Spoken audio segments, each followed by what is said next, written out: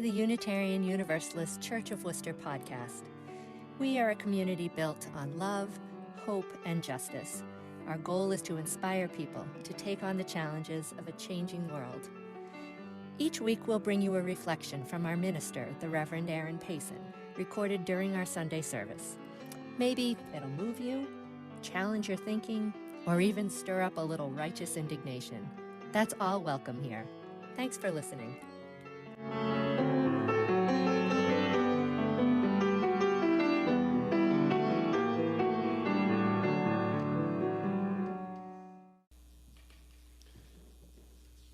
So I want to begin at the end and tell you that following my reflection will be our offertory. And if it is not already dramatically apparent to you, the good news today is Peter Mayer.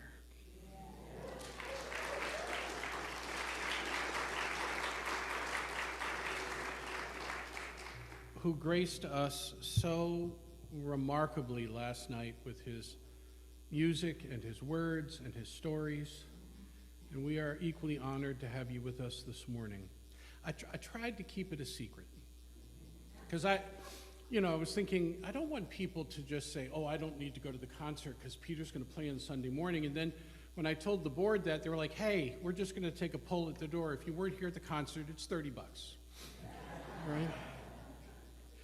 But we didn't, and we are so grateful for Peter being here. You can find in the order of service ways to contribute to the offertory digitally if you so desire.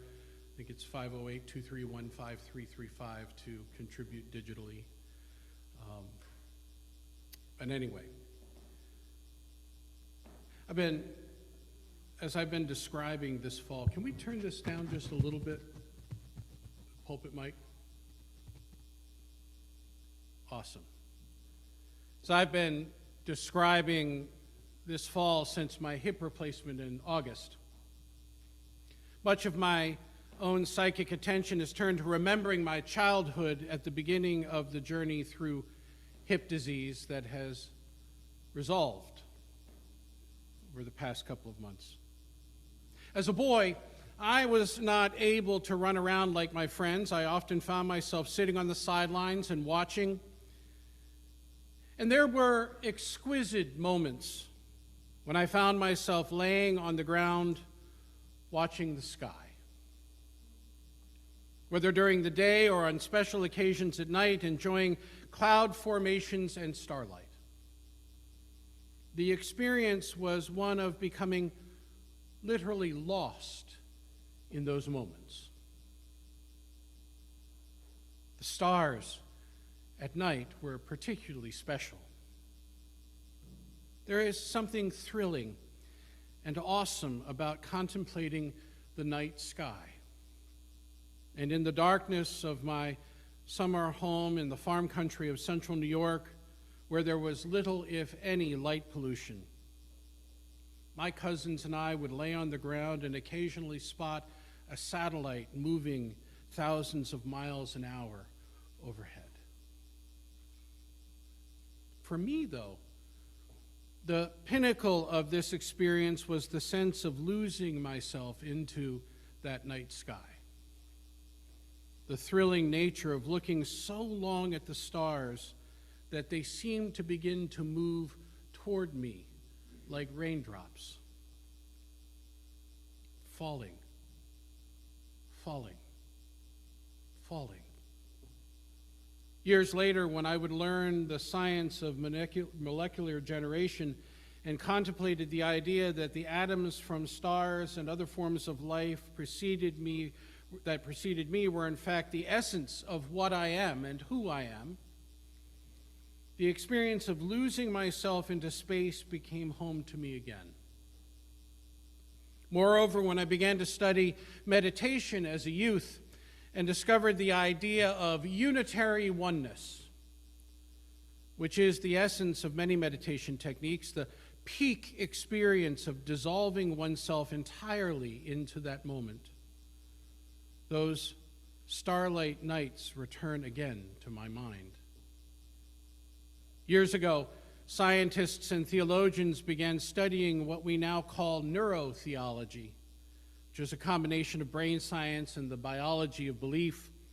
A great debate began between those who argued that this capacity to experience oneness was a byproduct of brain dysfunction,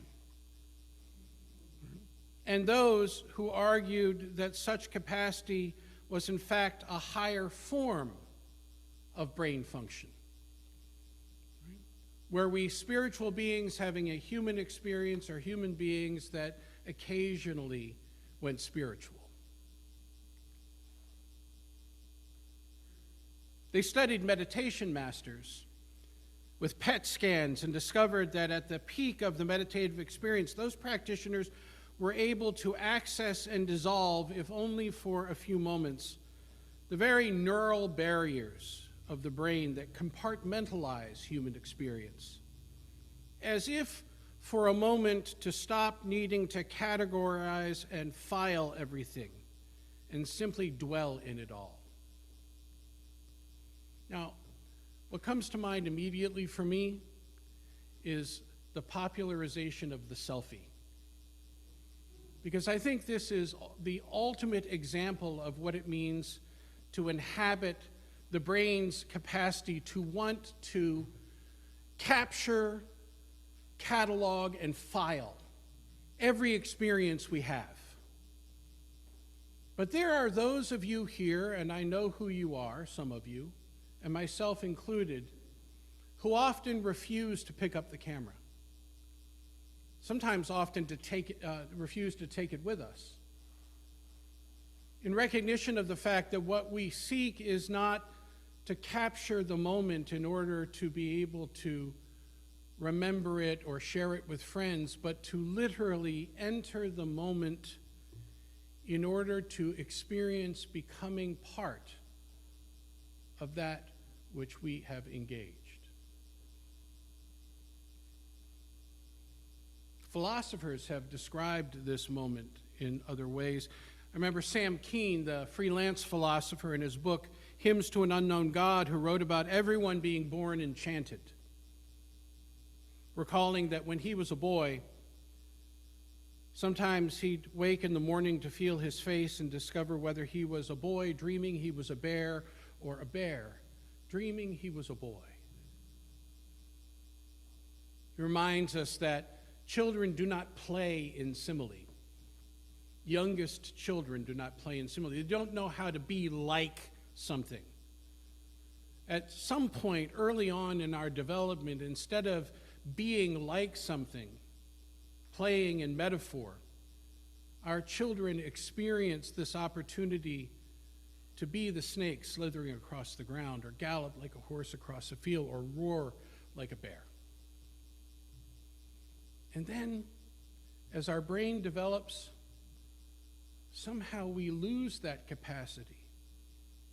And many of us spend the rest of our lifetime trying to regain it. Call it meditation. Sometimes it just comes to us again in dreams. It's the same kind of experience that theologians know, like Rabbi Abraham Heschel, whose concept of I and thou versus the vernacular I and it paved the way for his ministry of compassion and justice. He too remembered that experience from childhood that transformed his life, an encounter while brushing his horse where he not only felt what it was like to brush his horse, but had this moment where he also felt like he knew what it was like to be a horse being brushed. It was the experience that changed and transformed his entire theological outlook. The effect of these experiences has been profound for me, as it has also been profound for many over the eons. It has, in many ways, the foundation of what we have come to call the holy moment, or holy moments. Moments that are set apart from mundane experience and which give us a glimpse of life beyond the limitations we often set for ourselves and each other and all that surrounds us, all that we try to compartmentalize. In fact, the Hebrew word for the English word holy is kadash, literally meaning to consecrate, to set apart, to sanctify, which is also the origin of the Latin word sanctus, which is to consecrate or make sacred. Both of these words for holy suggest at least two dimensions of the concept. The first is to recognize that something or some experience is beyond mundane, extraordinary, if you will. The second is to act upon that awareness through blessing or sanctification or memory, which sets it apart from all that which is ordinary, which may be the only justification for taking a picture. But here's the problem. Not everything that one person or one group sets apart has the same meaning for others. I remember traveling to a cathedral in Hungary.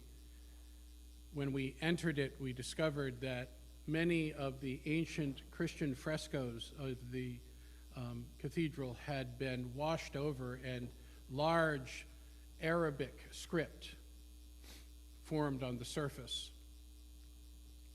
We were told the story of how when the Ottoman Empire came through, they took over the cathedral and, according to their Catholic forebears, desecrated it, turning the baptismal font into a font for washing feet, which was a desecration in terms of Catholic terms, but for Muslims, washing of one's feet is a primary obligation before entering sacred space and time of prayer. And still, there was this history of the way in which two cultures treated each other in terms of what was considered sacred, holy, or pure. Many a conflict has been ignited because of the way we refuse to acknowledge what is holy to another. Wars have been fought over such, burning the Quran, the destruction of ancient Buddhist monuments, firebombing black churches, painting swastikas on Jewish synagogues and temples, putting pipelines through sacred indigenous lands, strip mining mountaintops. These are all representative ways in which we disregard what is holy to another, which suggests to me that we have fundamentally forgotten a third dimension of the concept of the holy. What if one of the purposes of unitary experiences of oneness, such profound awakenings, what if it were not simply to set that experience or that place or that memory apart, but instead to ignite in us the potential to experience the deep connection with everything else? What if those experiences were a doorway into awareness and compassion? After all, Jesus did not teach that the kingdom of heaven was far off, but available in every single moment. The Buddha did not teach that nirvana was to be only attained in some future state, but that such awareness is a part of every moment. Confucius taught the virtue was a product of daily actions, not grand gestures. Muhammad dictated through the Quran that every moment holds divine potential. And the Hebrew Bible shows us over and over again the divine potential charged in every moment.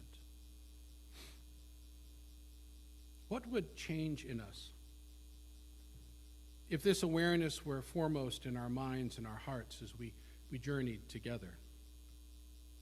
What difference would such awareness make for the way we engage the stranger? Or would there ever truly be a stranger if we operated like this? What would international relations look like? How would we treat the planet that sustains us? How would we treat ourselves? There's a story that's told about Albert Einstein, who lectured on his famous equation, E equals mc squared. And after the lecture, a student came up to me and said, "Dr. Einstein, I'm so appreciative of your words, and I love the concept of this equation, but I still don't understand. Can you explain it to me differently?" It said that Einstein looked at the student and said, "I have no other words for you, but I can play it for you on my violin." Think and feel on what we've discussed today. I do not have more to say at this time, but I know someone who can sing it to us, this lesson.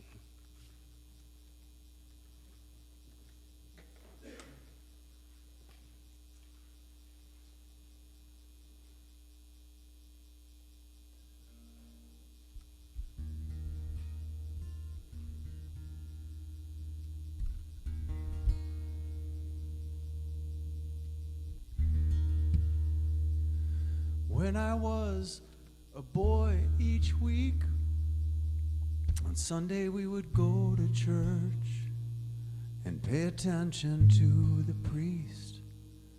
He would read the holy word and consecrate the holy bread, and everyone would kneel and bow.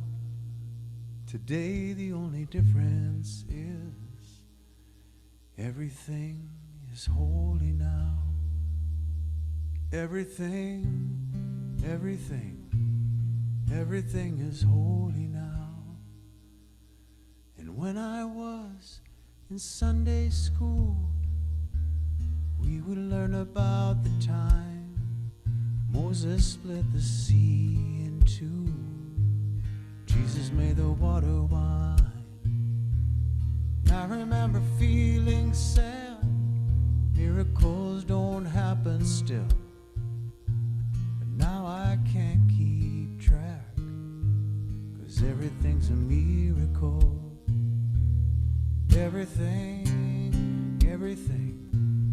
Everything's a miracle.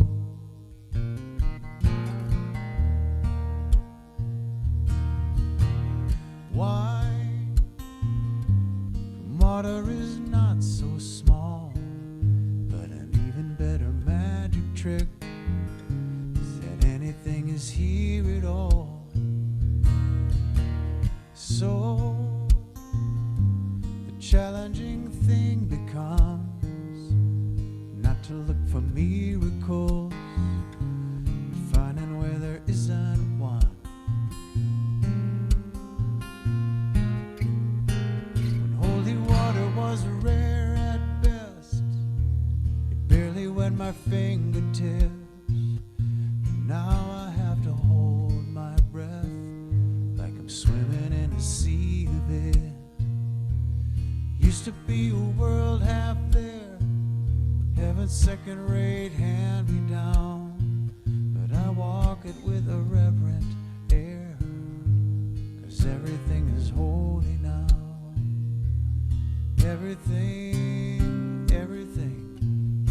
Everything is holy now.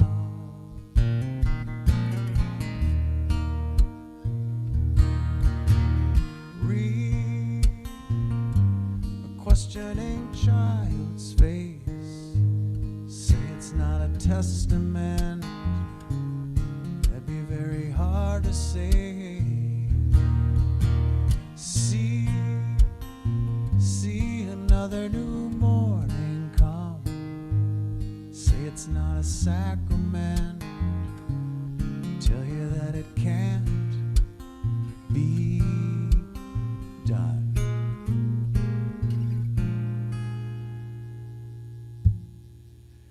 This morning outside I stood, saw a little red-winged bird shining like a burning bush, singing like a scripture verse.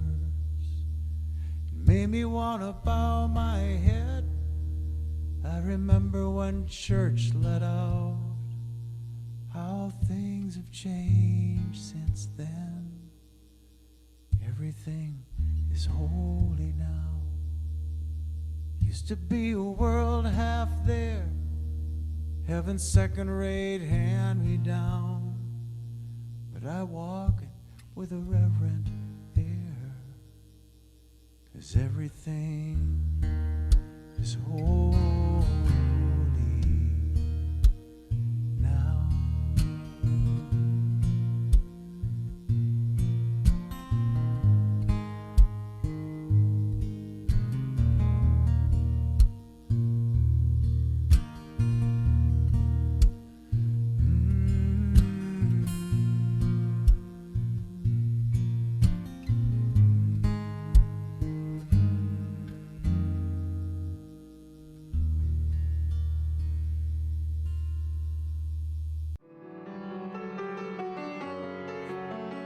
Thanks for tuning in. If you're just crossing our path, either new to this congregation or curious about Unitarian Universalism, check out our website, uucworcester.org. You'll find lots of information there about our beliefs, the 8 guiding principles, religious exploration for children and adults, our social action initiatives, and the many groups we offer to help people connect and have fun. And consider joining us, in person or online, on a Sunday morning at 10 a.m. We'd love to meet you.